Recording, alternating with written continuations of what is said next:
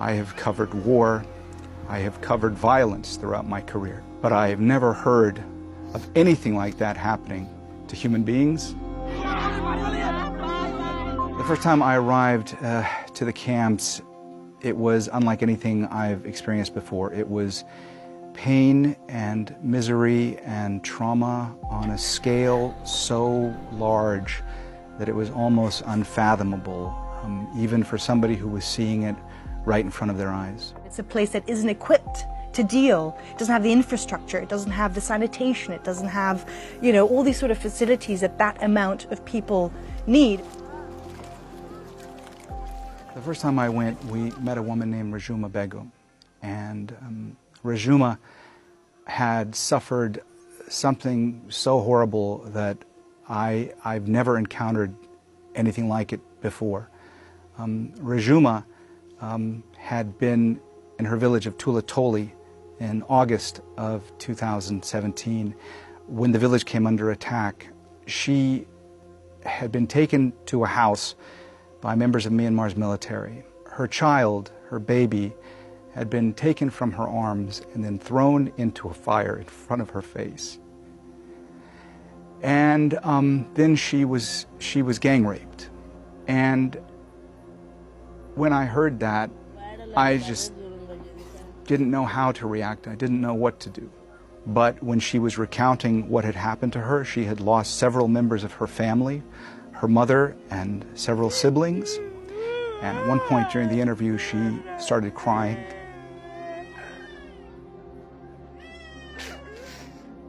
And screaming out for her mother who could no longer be there or protect her. I feel like I'm burning on the inside.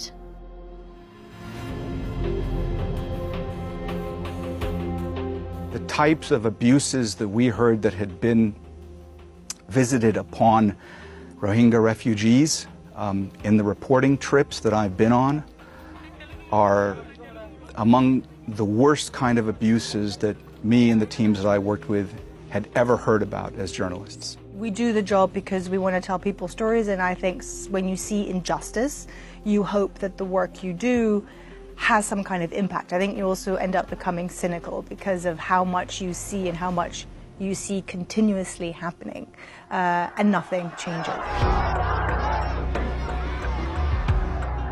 The Rohingya want justice. Since the earliest days of covering this story, I spoke with Rohingya refugees who wanted the international community to do more, who were dumbfounded by the fact that the international community wasn't doing more. You have this mass uncertainty of a people that are not wanted, that don't have a state, that don't have an identity almost. They have an identity, but the world doesn't acknowledge it. They slaughtered my children. They killed everyone.